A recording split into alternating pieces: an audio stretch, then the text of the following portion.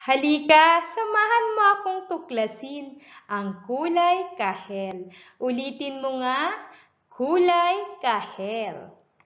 May mga bagay sa inyong paligid na kulay kahel, katulad ng kalabasa, starfish, kahel, carrot, hipon, medyas, isda, tigre, bola.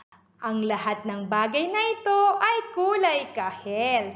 Pagmasdan nga ang iyong paligid, ano pa kaya ang mga bagay na kulay kahel?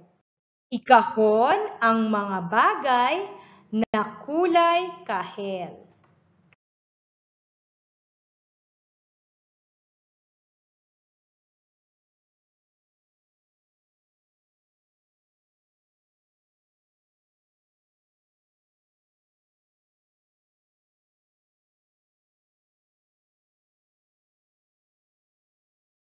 Lagyan mo naman ng check ang mga bagay na kulay kahel.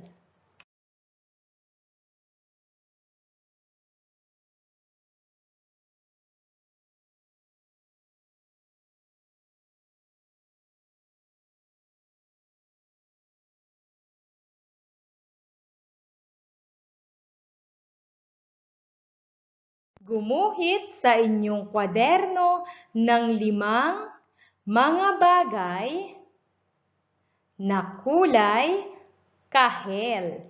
At pagkatapos, kulayan din ito.